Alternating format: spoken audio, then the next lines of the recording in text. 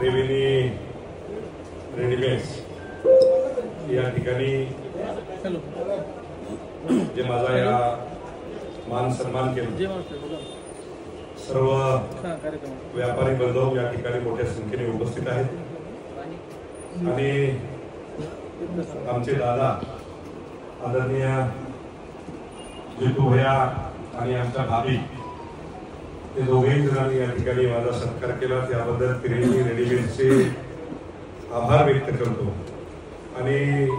या कार्यक्रमाला उपस्थित असलेले सन्माननीय आमचे आदरणीय ज्यांनी म्हणजे मला निवडून आणलं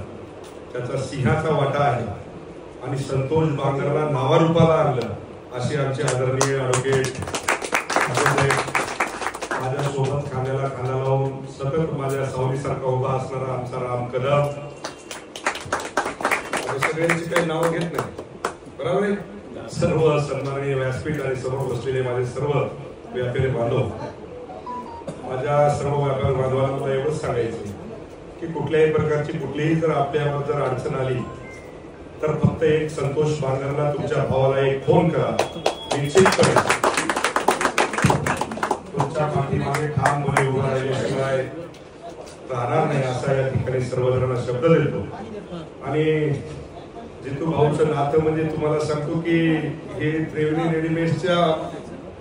पुढे सांगतो दादा जेव्हा पहिल्यांदा जिल्हा प्रमुख व्हायचं तर दादाला सांगितलं होतं, दादा तुम्ही जर प्रमुख झाले तर आपण हत्तीवर फिरू आणि दादा प्रमुख झाले आणि हत्तीवर फिरवू लागले। नाही जितू शेठचा काही विषय का,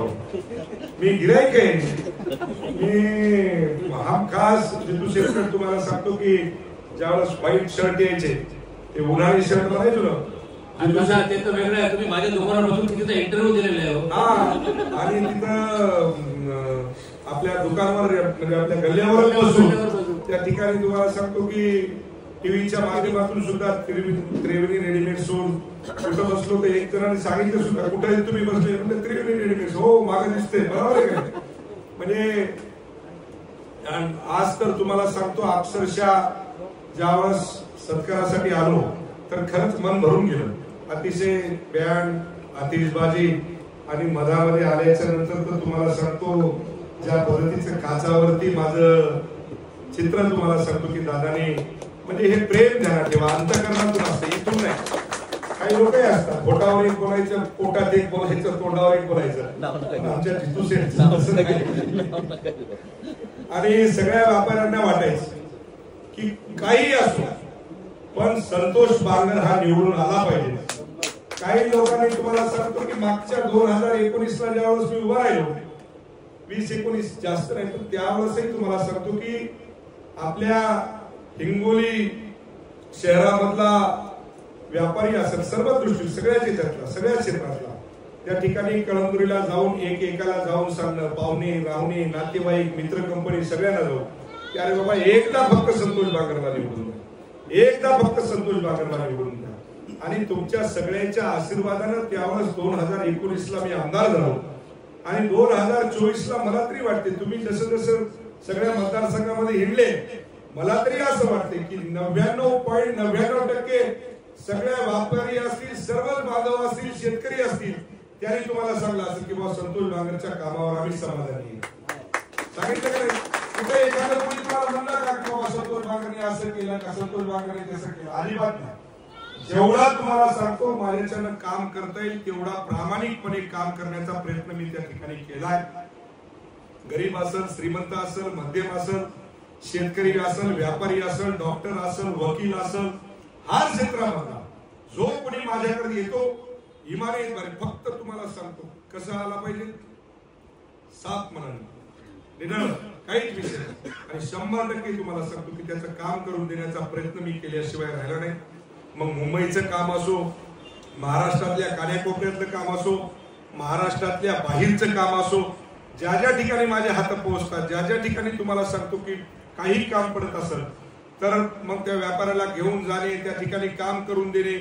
आणि तुम्हालाही कल्पना आहे जितू शेठ की आपलं काम तुम्हाला सांगतो नुसतं फोनवर नाही, जे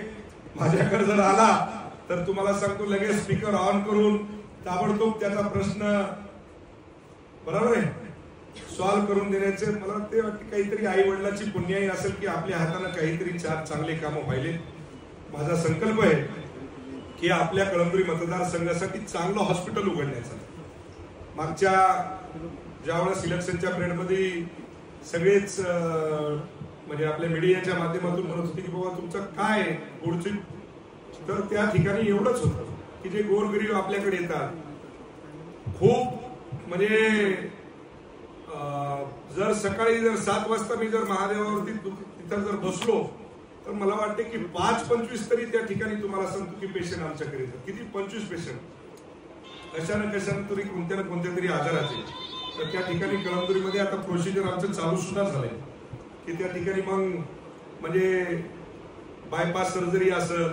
तुमची अँजिओप्लास्टी असेल, गर्भायाचा जे बहिणीचा आजार वाढलाय त्याचे काही ऑपरेशन असतील, ब्रेन ट्युमरचे ऑपरेशन असतील, त्याच्यामध्ये MRI असेल, सिटी स्कॅन असेल, पेट स्कॅन असेल, या अनेक तुम्हाला सांगतो की बिमाऱ्यांचा इलाज आपल्या कळमनुरी मतदारसंघामध्ये फ्री व्हावा यासाठी तुम्हाला सांगतो की सगळेजण आपण प्रयत्न करूया. तुमचाही त्या ठिकाणी